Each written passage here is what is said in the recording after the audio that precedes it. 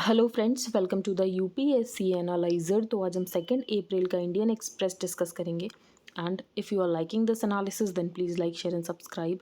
And if you want to join the Telegram group of UPSC analyser then you can join. आपको link और channel का name description box में मिल जाएगा।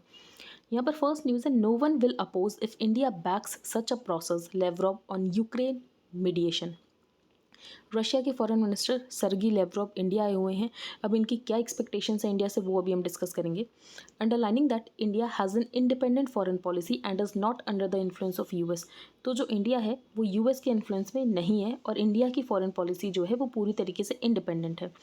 He indicated that if India was to play the role of a mediator on the issue of Ukraine, that it can support such a process and no one will be against it। और इनका ये भी कहना है कि अगर India यहाँ पर मीडिएशन करना चाहता है तो ये उसके अगेंस्ट बिल्कुल नहीं है और इंडिया यहाँ पर मीडिएशन कर सकता है, क्योंकि इंडिया जो है वो किसी के पक्ष में नहीं है। इंडिया एक इंडिपेंडेंट फॉरेन पॉलिसी को यहाँ पर परस्यू करता है। इसके अलावा इन्होंने एडवोकेट किया for the rupee rouble payment mechanism. अब इनका ये कहना है कि रूपी रूबल ये पहली बार नहीं हो रहा है, इससे पहले भी इंडिया और चाइना के साथ ये लोकल करेंसीज में ट्रेड कर चुके हैं। तो Lavrov said such an arrangement was started for trade with countries like India and China many years ago and efforts to bypass the western payment system अब और ज़्यादा इंटेंसीफाई हो गया है। We do not want to depend on a system.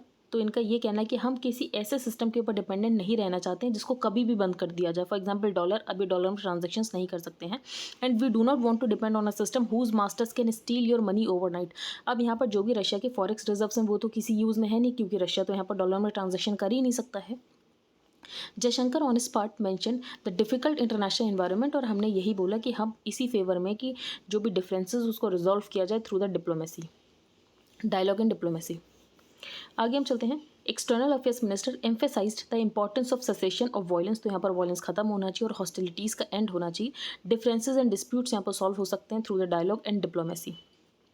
And the position of India, which is not under any influence of the US dictates, India is an important and serious country। और India यहाँ पर अगर mediator का role play करना चाहता है तो India कर सकता है, कोई भी कंट्री इसके अगेंस्ट नहीं होगा। तो the present condition is to provide equality and security and follow the principle of justice in India as a common partner. Ukraine में इनका ये कहना है कि वेस्ट ने अपनी रिस्पॉन्सिबिलिटीज़ को इग्नोर किया, जिसकी वजह से रशिया को एक थ्रेट आया था और यहाँ पर रशिया को इन्वेजन करना पड़ा। And if India takes the position of a just and rational country, तो यहाँ पर जो इंडिया है वो मीडिएशन का रोल प्ले कर सकता है। फिर अफगानिस्तान के ऊपर भी बात हुई, तो एक यूएनएससी में अफगानिस्तान से रिलेटेड रिजोल्यूशन था जिसका नंबर है 2593। तो external affairs minister noted that United nation security council resolution 2593 expressed the concerns of the international community and spoke of humanitarian support, जो कि अफगान लोगों को ज़रूरत है। इसके अलावा ईरान और ईरान से रिलेटेड JCPOA एग्रीमेंट के बारे में भी कुछ बात हुई, लेकिन वो क्लियर नहीं है क्या बात हुई। अब हम आगे चलते हैं। यहाँ पर हम सेकंड न्यूज़, ये तो ऐसा सच इंपॉर्टेंट नहीं है कि बीजेपी एमपी ने एक बिल लेकर आए थे पॉपुलेशन कंट्रोल पे। तो यहाँ पर हेल्थ मिनिस्टर का ये कहना है कि हम यहाँ पर अवेयरनेस के थ्रू पॉपुलेशन कंट्रोल करेंगे, ना कि फोर्स के थ्रू। तो opposing a party MPs private members will with sought to enforce a 2-child rule with penal provisions for violation. तो यहाँ पर यूनियन हेल्थ मिनिस्टर का यही कहना है कि हम यहाँ पर फोर्स का यूज़ नहीं करेंगे और गवर्नमेंट यहाँ पर सक्सेसफुल तरीके से अवेयरनेस और हेल्थ कैंपेन के थ्रू पॉपुलेशन कंट्रोल करने की कोशिश करेगी। लेकिन अगर इंडिया की पॉपुलेशन देखी जाए तो इंडिया की population over a period of time stable ही होने वाली है, क्योंकि जो टोटल फर्टिलिटी रेट है वो 2.0 पर आ चुका है। जो यहाँ पर रिप्लेसमेंट लेवल होता है वो 2.1 है, इंडिया का रेट उससे भी कम हो चुका है 2.0। CGI says need independent umbrella body for central probe agencies। ये इंपॉर्टेंट न्यूज़ है। इस पर एक आर्टिकल भी है, तो सेम आर्टिकल है, तो हम आर्टिकल डिस्कस नहीं करेंगे, हम यहीं पर पूरी न्यूज़ डिस्कस कर ले रहे हैं। तो stating that actions and inactions of the CBI have raised questions regarding its credibility in some cases. तो CBI की क्रेडिबिलिटी पर सवाल उठता है। Friday the need to set up a statutory independent institution. तो यहाँ पर CGI ने ये कहा है कि एक स्टैट्यूटरी इंडिपेंडेंट इंस्टीट्यूशन बनाने की ज़रूरत है और उस रूफ के अंदर सारी एजेंसीज़ को ले आया जाए, जैसे कि CBI, enforcement directorate, serious fraud investigation office. तो यहाँ पर एक रूफ तरीके की एक बॉडी बनाई जाए, स्टैट्यूटरी इंडिपेंडेंट बॉडी, और जिसके अंदर यहाँ पर सारी एजेंसीज़ को ले आया जाए। इससे क्या प्रॉब्लम सॉल्व होगी? इससे जो प्रॉब्लम सॉल्व होगी वो होगी मल्टीप्लिसिटी ऑफ प्रोसीडिंग्स। यहाँ पर एक ही केस को बहुत सारी एजेंसीज इन्वेस्टिगेट करने लगती हैं, तो ये प्रॉब्लम सॉल्व होगी। तो this he said would end multiplicity of proceedings and save them from being blamed as tools of political harassment. CJ Ramana said the need of the hour is to reclaim social legitimacy and public trust. तो यहाँ पर ये जो agencies हैं इनमें लोगों का trust होना चाहिए, पब्लिक ट्रस्ट और लेजिटिमेसी होनी चाहिए। इसके लिए जो नेक्सस है विद द पॉलिटिकल एग्जीक्यूटिव वो इन्हें ख़त्म करना पड़ेगा। तो the first step to gain the same's to break the nexus with the political executive. तो ये जो साठगांठ होती है ये इनको ख़त्म करनी पड़ेगी। अब इंडिया में डेमोक्रेसी बहुत इंपॉर्टेंट है और इंडिया में डेमोक्रेसी जैसे सिस्टम ने बहुत अच्छा काम भी किया। तो India's experience so far he said has proven that democracy is best suited for a pluralistic society like arts. और हमारी रिच डाइवर्सिटी को सस्टेन करने के लिए डेमोक्रेसी बहुत ज़्यादा ज़रूरत में है। अब जब सीबीआई की बात आती है, जब सीबीआई स्टार्टिंग में एजेंसी बनी थी तो सारे ही केसेस को यहाँ पर बात की जाती थी कि सीबीआई को रेफर कर दिया जाए, क्योंकि लोगों का इतना ज़्यादा भरोसा था सीबीआई में। तो in fact the judiciary used to be flooded with request for transfer of investigation to CBI, क्योंकि सीबीआई को देखा जाता था कि एक इम्पार्शियलिटी, सिंबल ऑफ इम्पार्शियलिटी है, इंडिपेंडेंस है। Whenever the citizenry doubted the skill and impartiality of its own state police, तो बेसिकली इनकी यही डिमांड रहती थी कि केस को यहाँ पर सीबीआई को रेफर कर देना चाहिए। लेकिन पैसेज ऑफ टाइम के साथ हमने देखा कि पॉलिटिकल एग्जीक्यूटिव के साथ इनका नेक्सस बन गया, जिसकी वजह से इनके जो भी डिसीजंस थे वो उसकी वजह से इन्फ्लुएंस होने लग गए। तो but with the passage of time, like every other institution of repute, the CBI has also come under deep public scrutiny, जिसकी वजह से कुछ ना कुछ क्रेडिबिलिटी भी कम हुई है सीबीआई की। तो stating that the umbrella body should be headed by an independent and impartial authority. तो मैंने आपको बताया कि अम्ब्रेला बॉडी बनाई जानी चाहिए स्टैट्यूटरी इंडिपेंडेंट, जिसके अंदर इन सारी एजेंसीज को लाया जाएगा। और इसका director, for example director of CBI जैसे इलेक्ट होता है वैसे यहाँ पर डायरेक्टर ऑफ ये जो बॉडी होगी वैसे ही उसका भी डायरेक्टर अपॉइंट होना चाहिए। तो by a committee akin to the one which appoints the director of CBI. The head of the organisation can be assisted by deputies, जो कि स्पेशलिस्ट ऑन डिफरेंट डोमेन्स में। ये सच इंपॉर्टेंट नहीं है। अब पुलिस और पब्लिक ऑर्डर स्टेट लिस्ट में आता है, तो बर्डन ऑफ इन्वेस्टिगेशन भी यहाँ पर स्टेट पुलिस के पास ये होता है। लेकिन स्टेट पुलिस में भी हमें बहुत सारी प्रॉब्लम्स देखने को मिलती हैं। तो यहाँ पर जो स्ट्रक्चर बताया गया है कि एक इंडिपेंडेंट और स्टैट्यूटरी बॉडी होनी चाहिए, वैसे ही स्टेट लेवल पे भी सेम स्ट्रक्चर को रेप्लिकेट किया जा सकता है।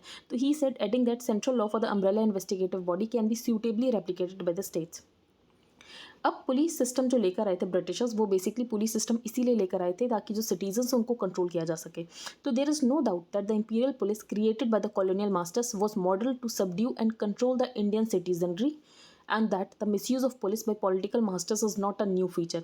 अब जो इमेज इंस्टीट्यूशन की पुलिस की वो अभी तक वही है जो कि ब्रिटिशर्स के टाइम में थी, कि यहाँ पर करप्शन होता है, इम्पार्शियलिटी नहीं है, इनका नेक्सस है विद द पॉलिटिकल क्लास। जैसे कि आपने देखा होगा कि कभी भी रिजीम चेंज होता है तो पुलिस वाले बहुत सारे केसेस लेकर जाते हैं कोर्ट्स में कि उनका यहाँ पर हैरेसमेंट हो रहा है, उन्हें परेशान किया जा रहा है। तो यहाँ पर सीजे ने एक स्टेटमेंट ये दिया है, when you try to endear yourself to the powers. तो अगर फॉर एग्जाम्पल कोई पर्टिकुलर रिजीम पावर में है और आप उनके साथ नेक्सस में काम करो, तो ऑफकोर्स नेक्स्ट रिजीम आएगी तो आपको उसके कॉन्सिक्वेंसेज भी फेस करने पड़ेंगे। तो when you try to endear yourself to the powers you will have to face the consequences. He said it is essential that all institutions including the police and the investigative bodies यहाँ पर democratic values को hold करें और किसी भी authoritarian tendency को creep in ना होने दें। तो आई होप आपको क्लियर हो गया हो जो स्टेटमेंट्स यहाँ पर दिए गए, ये हम डिस्कस नहीं करेंगे, यहाँ पर कोई इंपॉर्टेंट न्यूज़ नहीं है। Lok Sabha passes bill to include some tribal communities in ST list in 4 UP districts. अब ये कौन कौन सी ट्राइबल कम्युनिटीज़ है? Gond, धुरिया, Nayak, Oja, Pathari, Rajgond communities in the ST list, और यहाँ पर जो भी नए डिस्ट्रिक्ट्स थे। NCP Supriya Sule brings bill to legalise same sex marriage. Section 377 को हटा दिया गया, लेकिन अभी भी सेम सेक्स मैरिजेस को लीगल नहीं किया गया। तो 2018 में सुप्रीम कोर्ट ने आईपीसी का सेक्शन 377 को स्ट्रक डाउन कर दिया था। और यहाँ पर जो केस था वो था Navtej Singh Johar versus union of India, जिसमें होमोसेक्सुअलिटी इफेक्टिवली डीक्रिमिनलाइज की गई थी। While this was a much needed progressive leap forward, लेकिन LGBTQI इंडिविजुअल्स को अभी भी डिस्क्रिमिनेशन फेस करना पड़ता है, सोशल स्टिग्मा फेस करना पड़ता है। तो इसके लिए जो बिल था वो ये था कि स्पेशल मैरिज एक्ट 1954 में चेंजेस करने चाहिए और यहाँ पर सेम सेक्स मैरिजेस को लीगल करार दे देना चाहिए। तो बेसिकली यही था, हमने डिस्कस कर लिया। यहाँ पर अंटार्कटिका को लेकर यहाँ पर बिल इंट्रोड्यूस किया गया है लोकसभा में। सबसे पहले आपको ये पता होना चाहिए कि हमारे कौन कौन से स्टेशन है, रिसर्च स्टेशन है अंटार्कटिका में। तो 2 तो हैं, मैत्री और भारती। इसके अलावा एक और है जो कि है दक्षिण गंगोत्री, लेकिन अभी वो ऑपरेशनल नहीं है, ये दोनों ऑपरेशनल हैं। तो there are 40 permanent research station in Antarctica, of which 2 Maitri and Bharti are Indian, और यहाँ पर है एक दक्षिण गंगोत्री। अब हम डिस्कस करते हैं कि अंटार्कटिका बिल में है क्या क्या। There are many countries which are yet to bring domestic legislation on Antarctica. तो यहाँ पर एक ट्रीटी साइन हुई थी 1959 में। तो actually we have a treaty called Antarctic treaty sign in 1959, जिसमें 54 सिग्नेटरीज हैं। और इस ट्रीटी के according it is mandatory and binding on all the member countries की कोई डोमेस्टिक लेजिस्लेशन लेकर आए रिगार्डिंग अंटार्कटिका कि वहाँ पर अनलॉफुल एक्टिविटीज़ ना हो। बस यहाँ पर अगर कुछ साइंटिफिक रिसर्च करनी है तो वो किया जा सकता है, लेकिन ऐसे भी कोई एक्सपीडिशन करने ना चला जाए। तो once the bill comes into force it will apply to Indians, foreign citizens, corporation, firms and joint ventures जो कि इंडिया में फंक्शन कर रही हैं, या एनी वेसल और एयरक्राफ्ट जो कि इंडियन है या तो इंडियन एक्सपीडिशन का पार्ट है। There are many countries which are yet to bring domestic legislation और अंटार्कटिका, और इंडिया यहाँ पर डोमेस्टिक लेजिस्लेशन लेकर आने वाला है। अब इसमें क्या क्या होगा, the bill has listed strict guidelines and a system of permits which will be issued by government appointed committee, without which कोई भी एक्सपीडिशन नहीं कर सकता इंडिविजुअल अंटार्कटिका में। The bill further prohibits drilling, dredging, excavation और collection of mineral resources, तो यहाँ पर मिनरल रिसोर्सेज आप कलेक्ट नहीं कर सकते हो अंटार्कटिक से, और even doing anything to identify where such mineral deposit occur. There will strict prohibition on damaging native plants, तो नेटिव प्लांट्स को यहाँ पर डैमेज नहीं कर सकते हो, कोई भी यहाँ पर आप नई स्पीशीज़ इंट्रोड्यूस नहीं कर सकते हो लाकर, क्योंकि हो सकता है वो इन्वेसिव स्पीसीज़ हो। तो ये सारी कुछ प्रॉब्लम्स है जिसके लिए यहाँ पर अंटार्कटिका बिल में प्रोविजंस इंश्योर किए गए हैं। आगे हम चलते हैं, ये हम डिस्कस नहीं करेंगे। ये न्यूज़ जो है हम एक्सप्लेन पेज पर डिटेल में डिस्कस करेंगे, तो यहाँ पर हम डिस्कस नहीं करेंगे। यहाँ पर बात की गई शिवा कुमार स्वामी जी की। Union home minister Amit Shah on Friday attended the 115th Shiva Kumar Swami ji Jayanti in Tumakuru. अब शिवा कुमार स्वामी जी का त्रिविधा दशोई नाम का प्रिंसिपल था। अब त्रिविधा दशोआ का मतलब होता है 3 pronged commensality of offering free food, education and shelter. तो ये त्रिविधा दशोआ आपको पता होना चाहिए किससे रिलेटेड है, तो शिवा कुमार स्वामी जी। आगे हम चलते हैं। Maternity should not be a career barrier, तो इसके लिए क्या किया जा सकता है, तो इसके लिए ये किया जा सकता है कि वर्क प्लेस पे यहाँ पर क्रैश फैसिलिटीज़ अवेल कराई जाएँ। तो I have believe that maternity should not be a barrier for the careers of women to plateau और dip. Motherhood must not result in a situation where women are passed over for promotion and hiring. तो maternity ये reason नहीं होना चाहिए कि उसकी वजह से उनको प्रमोशन ना मिले या उनको हायर ना किया जाए। तो providing access to quality child care at the work place, तो यहाँ पर क्या किया जा सकता है, वर्क प्लेस में यहाँ पर क्वालिटी चाइल्ड केयर हो, जिसकी वजह से जो वुमेन हो उसको अपना करियर यहाँ पर ना छोड़ना पड़े। अब एक मूवी आई है, झुंड नाम है मूवी का, और वो यहाँ पर बेस्ड है रिटायर्ड स्पोर्ट्स टीचर विजय भट्ट से, जो कि रियल लाइफ इंस्पिरेशन है मूवी झुंड के। ये बेसिकली क्या करते थे, तो ये फुटबॉल को प्रमोट करते थे अमंग स्लम चिल्ड्रन। तो इनकी ऑर्गेनाइजेशन अभी भी यही काम कर रही है। पंजाब क्लेम ऑन चंडीगढ़, ये हम डिस्कस करेंगे। The long standing dispute between Punjab and Haryana, तो पंजाब और हरियाणा में डिस्प्यूट है कि चंडीगढ़ किसका है। दोनों ही चंडीगढ़ की डिमांड करते हैं। तो over Chandigarh flared up this week after the centre. अभी ये इशू फिर से इसीलिए उठा है क्योंकि सेंटर का ये कहना है कि जो यहाँ पर चंडीगढ़ है उसमें अब पंजाब सर्विस रूल्स नहीं लगेंगे, बल्कि अब सेंट्रल सर्विस रूल्स लगेंगे। तो अभी तक पंजाब सर्विस रूल्स लगते थे, लेकिन अब चंडीगढ़ में यहाँ पर सेंट्रल सर्विस रूल्स लगेंगे। इससे पहले कुछ टाइम पहले बाकरा ब्यास मैनेजमेंट बोर्ड में भी ये कहा गया था कि इसमें किसी को भी अपॉइंट किया जा सकता है, ज़रूरी नहीं है कि पंजाब और हरियाणा से ही यहाँ पर इंडिविजुअल्स को अपॉइंट किया जाए। तो यहाँ पर 2 डिसीजन है जिसकी वजह से पंजाब को ऐसा लग रहा है कि जो पंजाब की चंडीगढ़ के ऊपर डिमांड है उसको छीनने की कोशिश की जा रही है, चंडीगढ़ पंजाब से छीनने की कोशिश की जा रही है। अब when and how did Chandigarh become capital of Punjab, तो कब बना कैपिटल ऑफ पंजाब चंडीगढ़, तो पार्टीशन के बाद जो इंडियन पंजाब की कैपिटल थी, टेम्परेरी कैपिटल, वो शिमला थी। तो प्राइम मिनिस्टर जवाहरलाल नेहरू ये चाहते थे कि जैसे लाहौर कैपिटल थी पंजाब की, वैसे ही टाइप कोई कैपिटल होना चाहिए। तब उनका आइडिया ये था कि हम चंडीगढ़ को ऐसे डेवलप करेंगे और चंडीगढ़ को यहाँ पर हम पंजाब की कैपिटल बनाएंगे। तो capital was officially move from Shimla to Chandigarh on September 21, 1953। President Rajendra Prasad ने इनॉग्रेट किया था न्यू कैपिटल को। अंटिल हरियाणा वॉज बॉर्न, जब हरियाणा बॉर्न हुआ तो चंडीगढ़ दोनों की कैपिटल हो गई, पंजाब की भी और हरियाणा की भी।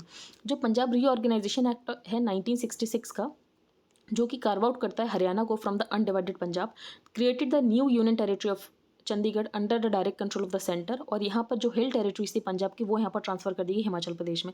तो बेसिकली आपको पता होना चाहिए कि पंजाब से जो कुछ एरिया है वो यहाँ पर हिमाचल प्रदेश को भी दिया गया है।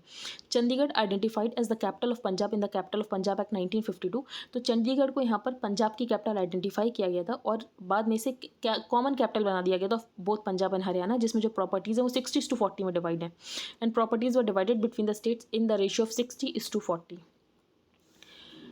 And on January 29, 1970, the center announced that capital project area of Chandigarh should as a whole go to Punjab। तो 1970 में ये हुआ कि जो चंडीगढ़ है वो यहाँ पर पंजाब की कैपिटल बनेगी जब तक हरियाणा अपनी कैपिटल नहीं बना लेता है। तो Indira's government took decision after Fateh Singh, leader of the Punjabi सूबा मूवमेंट, थ्रेटेंड सेल्फ इमोलेशन। तो इन्होंने ये बोला कि खुद को जला लेंगे अगर चंडीगढ़ को पंजाब को ट्रांसफर नहीं किया गया।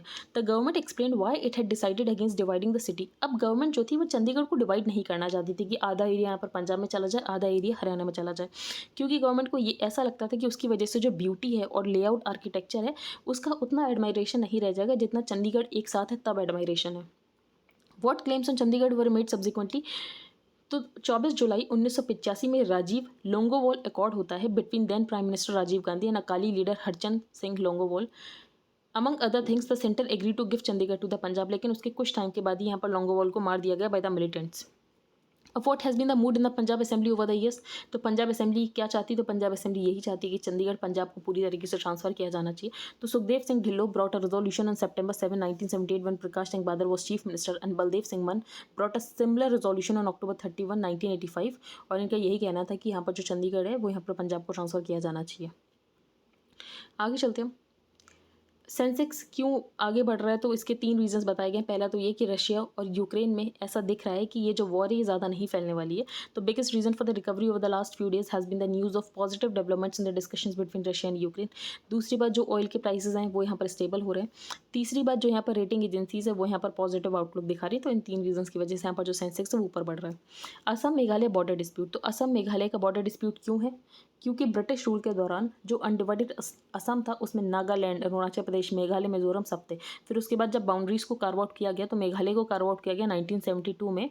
It's border demarcated as per the Assam reorganisation act of 1969। तो उसके बाद से यहाँ पर हमें डिस्प्यूट्स देखने को मिलते हैं। 2011 में मेघालय गवर्नमेंट ने एक कमेटी बनाई थी headed by then Assam Chief Minister Gopinath Bordoli। तो इन 2011 the Meghalaya government had identified 12 areas of difference. तो मेघालय गवर्नमेंट ने यहाँ पर लगभग 12 एरियाज ऑफ डिफरेंस बताए थे। इसके बाद एक कमेटी बनाई गई थी जो कि असम चीफ मिनिस्टर के अंडर थी। एक और कमेटी बनाई गई थी जो कि former chief justice of India के अंडर थी, YV चंद्रचूड़, लेकिन सोल्यूशन अभी तक नहीं मिल पाया। तो यहाँ पर आपको 12 डिस्प्यूटेड एरियाज दिख रहे होंगे। तो इसमें से 6 डिस्प्यूटेड एरियाज सॉल्व हो चुके हैं। अब सिर्फ यहाँ पर 6 बचे हैं, तो उन 6 को और रिजॉल्व करना है। फिर यहाँ पर पूरा असम मेघालय बॉर्डर जो है वो बिल्कुल भी डिस्प्यूटेड नहीं रह जाएगा। Final set of recommendations was made jointly. तो 36.79 स्क्वायर किलोमीटर डिस्प्यूटेड एरिया, तो बेसिकली दोनों ही स्टेट्स को इक्वल दे दिया गया। असम को यहाँ पर दे दिया गया 18.46 स्क्वायर किलोमीटर और मेघालय को यहाँ पर दे दिया गया 18.33 स्क्वायर किलोमीटर। अब नेक्स्ट स्टेप क्या है, यहाँ पर प्रॉब्लम सॉल्व तो हो गई है, लेकिन इसके बाद नेक्स्ट स्टेप ये होता है कि पार्लियामेंट से अप्रूवल भी लेने की जरूरत होती है। तो next step will involve delineation and demarcation of the boundary by survey of India. जब यहाँ पर दोनों गवर्नमेंट्स के रिप्रेजेंटेटिव्स प्रेजेंट हो उसके बाद यहाँ पर पार्लियामेंट में लेकर जाया जाएगा और पार्लियामेंट में अप्रूवल होगा। फिर यहाँ पर जो बाउंड्री है वो यहाँ पर सेटल हो जाएगी। जोसेफ के इन कर्नाटका, इसमें जो इंपॉर्टेंट चीज़ है बस हम वही डिस्कस करेंगे। तो कर्नाटका में हमें बहुत सारे इश्यूज़ देखने को मिल रहे हैं। एक तो एंटी कन्वर्जन एक्ट, फिर हिजाब का इशू, इसके अलावा मुस्लिम शॉपकीपर्स को यहाँ पर ट्रेड नहीं करने दिया जा रहा है, हलाल मीट का इशू, माइनॉरिटी इंस्टीट्यूशंस को यहाँ पर फोर्स किया जा रहा है, स्कैनर में लाया जा रहा है। इसके अलावा जो स्कूल्स है उसमें भगवद गीता को पढ़ाया जाएगा। तो यहाँ पर ये सारे कुछ इंसिडेंट्स हमें देखने को मिल रहे हैं कर्नाटका में। अब Christian community made attempts to tell the government that the anti-conversion act would not be consistent with the constitution। तो यहाँ पर एंटी कन्वर्जन एक्ट जो है यहाँ पर कॉन्स्टिट्यूशन को वॉयलेट करेगा, तो right to profess and preach any faith इसको वॉयलेट करेगा। अब इशू ये है कि पहले हम कर्नाटका की पॉपुलेशन देखते हैं कि डेमोग्राफिक्स क्या है कर्नाटका की। तो 84% कर्नाटका में हिंदूज़ रहते हैं, 12% मुस्लिम्स रहते हैं, क्रिश्चियंस 1.87% है, जैन्स बुद्धिस्ट 6 और अदर्स 1.2% है। लेकिन हिंदू कैटेगरी में भी बहुत सारे सेक्ट्स हैं। For example Karnataka is no monolith, it is presented as being inclusive of heterodox sects and anti Brahmin groups जैसे कि शेड्यूल कास्ट, लिंगायत, वोक्कालिगास, कुरुबाज। तो अथर का ये कहना है कि जब यहाँ पर इतने सारे सेक्ट्स रहते हैं तो आप यहाँ पर भगवद गीता पढ़ाने की बात भी कैसे कर सकते हो। The closing section of the Gita the 18th अध्याय जस्टिफाइज द वर्णा हायरार्की। तो गीता में जहाँ पर जस्टिफाई किया गया है वर्णा को, तो ऐसे में जो SC चिल्ड्रन उसको पढ़ेंगे उनको क्या लगेगा कि जो भी स्ट्रक्चर है क्या उसको जस्टिफाई किया जा सकता है। तो do we expect 21st century SC children to accept the justification. जो लिंगायत चिल्ड्रन है वो प्रेफर करेंगे कि वो यहाँ पर पढ़ें पोएम्स ऑफ अलामा प्रभु, और यहाँ पर जो कुरुबा चिल्ड्रन है वो यहाँ पर प्रेफर करेंगे to read the poems of Kanaka, ना कि वो यहाँ पर भगवद गीता को रीड करना प्रेफर करेंगे। तो ये सब ऑथर की व्यू पॉइंट है। तो बेसिकली ऑथर ने यही बोला है कि आप एक फेडरलिज्म का स्ट्रक्चर रखो, ना कि आप यहाँ पर यूनिटरी विजन ऑफ अवतार दिखाने की कोशिश करो। तो दैट इज़ द इशू हमने डिस्कस कर लिया। ये हम डिस्कस नहीं करेंगे, यहाँ पर वोलोदिमिर ज़ेलेंस्की की बात की गई है, ये हम डिस्कस कर चुके हैं। ब्रेक नेक्सस विद एग्जीक्यूटिव, जो यहाँ पर CBI के बारे में बताया गया है कि यहाँ पर जो पॉलिटिक एग्जीक्यूटिव का नेक्सस बन रखा है CBI के साथ उसको ब्रेक करना पड़ेगा, तभी CBI की जो यहाँ पर एक छवि है इम्पार्शियल एजेंसी की तरह वो यहाँ पर आएगी। फाइंडिंग मीनाक्षी, यहाँ पर एक टेम्पल की बात की गई है जिसका नाम है मीनाक्षी अम्मन टेम्पल, मदुरई में है। तो nothing really prepares you for the Meenakshi Amman temple. कहाँ पर लोकेटेड है, तो वैगई रिवर के ऊपर लोकेटेड है। मीनाक्षी का मतलब होता है fish eyed. Inner form as Parvati consort of Shiva. Is the principal deity in the temple. तो यहाँ पर जो प्रिंसिपल डीटी है वो है Meenakshi. The temple had its early origin से 600 CE और बाद में इसको रिस्टोर किया गया और इन्हेंस किया गया from the 16th century onwards by the Nayaka rulers, जो कि तिरुमला नायका थे। उन रूलर्स ने इस टेम्पल को और ज़्यादा इन्हेंस किया। जो मीनाक्षी टेम्पल है उसमें 14 गोपुरम से बेसिकली गेटवेज हैं, 4 गेट्स हैं, मल्टीपल हॉल्स है और बहुत सारी resident deities including Shiva, Ganesha, Murugan amongst other. However यहाँ पर एक हॉल है ऑफ 1000 पिलर्स। जो यहाँ पर हॉल है 1000 पिलर्स का, वो एक म्यूजियम की तरह है with in the temple complex. और यहाँ पर जो डेटी हैं वो है नटराज। तो बाकी यहाँ पर ऑथर का एक्सपीरियंस, कि ऑथर इस टेम्पल में गया तो उन्हें कैसा लगा, तो हमने यहाँ पर बस टेम्पल के कुछ फीचर्स डिस्कस कर लिए हैं। नेक्स्ट है joining the dots on autism. यहाँ पर जो अप्रैल है ऑटिज्म अवेयरनेस मंथ की तरह सेलिब्रेट किया जाता है और जो अप्रैल 2 है वो ऑटिज्म अवेयरनेस डे की तरह यहाँ पर सेलिब्रेट किया जाता है। तो both of which are mandated by the united nations. तो अप्रैल ऑटिज्म अवेयरनेस मंथ और April 2 autism awareness day. Autism diagnosis usually comes wrapped with the label of being abnormal. तो यहाँ पर कोई भी डायग्नोस होता है कि उसे ऑटिज्म है तो ऐसा देखा जाता है कि ये जो चाइल्ड है ये एबनॉर्मल है। तो ऑटिज्म कोई ऐसी डिजीज़ नहीं है कि जिसको आप क्योर कर सकते हो। बेसिकली ये है डेवलपमेंटल इम्पेयरमेंट्स जिसमें कम्युनिकेशन में थोड़ा डिफरेंट होगा, सोशल रिस्पॉन्सिवनेस वैसी नहीं होगी जैसे नॉर्मल लोग करते हैं, accompanied by restrictive and repetitive behaviors। तो if you are autistic today तो कल भी आप ऑटिस्टिक रहोगे, परसों भी आप ऑटिस्टिक रहोगे। यहाँ पर ऑटिज्म का कोई भी क्योर नहीं होता क्योंकि ये बेसिकली डिजीज़ नहीं होती है, डेवलपमेंटल इम्पेयरमेंट्स होता है। तो it is a life long set of developmental impairments in the domains of communication. Autism जो है उसको डिसेबिलिटी रिकॉग्नाइज किया गया था 2016 में under the right of persons with disabilities act 2016। तो इंडिया में ऑटिज्म को 2016 में एक डिसेबिलिटी की तरह रिकॉग्नाइज किया गया। It is a crushing setback for a mother to know that her child will not learn like other. तो ये बहुत ज़्यादा सेटबैक होता है मदर के लिए भी। Research suggest that sleep disturbances, और यहाँ पर जिन भी बच्चों को ऑटिज्म होता है उनको बहुत ज़्यादा स्लीप डिस्टर्बेंसेज होते हैं। जो 80% ऑफ चिल्ड्रन ऑटिज्म से होते हैं वो यहाँ पर इम्पैक्ट होते हैं और उनको यहाँ पर स्लीप डिस्टर्बेंसेज देखने को मिलते हैं। फर्स्ट टास्क गवर्नमेंट क्या कर सकती है, गवर्नमेंट यहाँ पर ऑटिज्म स्क्रीनिंग को रैंप अप कर सकती है। दूसरी बात, जो डाउन सिंड्रोम होता है उसको प्री नेटली स्क्रीन किया जा सकता है, लेकिन ऑटिज्म को प्री नेटली आप स्क्रीन नहीं कर सकते। तो बेसिकली यहाँ पर बर्थ के बाद ही पता चलेगा किसी को ऑटिज्म है या नहीं है। अब दिल्ली ने एक ऐप बनाई है जिसका नाम है paid neuro AIIMS diagnostic on Google play and the app store, लेकिन उसके बाद भी लोग इस ऐप का यूज़ नहीं कर रहे हैं क्योंकि लोगों में अवेयरनेस नहीं है।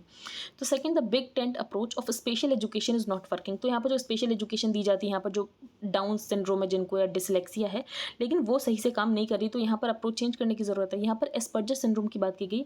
एस्पर्जर सिंड्रोम वो होता है जिन बच्चों को यहाँ पर सोशली इंटरेक्ट करने में प्रॉब्लम होती है, तो वो एस्पर्जर सिंड्रोम होता है। तो Asperger syndrome a condition without learning disability but with similarities to autism was also included as a sub group of autism. तो इसके लिए क्या किया जा सकता है, फ्लेक्सिबल सिलेबस। यहाँ पर आपने सिलेबस को फ्लेक्सिबल बना सकते हो। And the use of scribes are allowed by CBSE to fulfil the provisions of the public disabilities act. But how many availed of these facilities. तो यहाँ पर फैसिलिटीज़ है लेकिन लोग उसको अवेल नहीं कर पा रहे हैं, तो इसके लिए आपको अवेयरनेस फैलाने की ज़रूरत है। बाकी जो नेशनल एजुकेशन पॉलिसी उसमें बात की गई 2025 तक लगभग 50% जो लर्नर्स हैं उनके पास एक्सपोजर होना चाहिए to vocational education. Then same applies for those childrens who are affected with autism. यहाँ पर हम चलते हैं। श्रीलंका में इकोनॉमिक क्राइसिस हो रखी है, लोग बहुत ज़्यादा प्रोटेस्ट कर रहे हैं, प्रेसिडेंट के रेसिडेंस के पास आके प्रोटेस्ट कर रहे हैं। अब कनाडा में क्या किया जाता था, तो कनाडा में 1880 से 1990 तक कैनेडियन गवर्नमेंट एक system of compulsory boarding schools run करती थी that national truth and reconciliation commission called a form of cultural genocide. लेकिन यहाँ पर क्या किया जाता था, जो भी इंडिजिनस लोग हैं उनके साथ यहाँ पर जेनोसाइड किया जाता था। तो Catholic church operated about 70% of the schools in the system और लगभग 1.5 लाख इंडिजिनस चिल्ड्रन को सेपरेट कर दिया गया था उनकी फैमिलीज़ के साथ और उनको रेजिडेंशियल स्कूल भेज दिया गया था जहाँ पर उनके साथ फिजिकल और सेक्शुअल अब्यूज़ होता था, उनको यहाँ पर नेग्लेक्ट किया जाता था, उनको बहुत सारी बीमारियाँ हो जाती थी और उनके पेरेंट्स को कुछ नहीं बताया जाता था। तो ये स्टोरी है कनाडा की। तो pope Francis apologised Friday for the Catholic church involvement in a system of Canadian boarding schools. यहाँ पर पोप फ्रांसिस ने इसको लेकर यहाँ पर सॉरी बोला है कि इंडिजिनस चिल्ड्रन के साथ ऐसा किया कैथोलिक चर्च ने। An announcement that comes after the discovery. तो लास्ट ईयर बहुत सारे अनमार्क्ड ग्रेव्स मिले थे, हंड्रेड्स ऑफ पीपल के, जिसमें बहुत सारे बच्चे थे। तब पता चला कि रेजिडेंशियल स्कूल्स में क्या होता था कनाडा में, जो कैथोलिक चर्च था वो क्या करता था बच्चों के साथ। इस पेज में कोई भी इंपॉर्टेंट न्यूज़ नहीं है। तो आई होप आपको आज का न्यूज़पेपर समझ आ गया हो। If you like the video then please like share and subscribe. Thank you and have a nice day.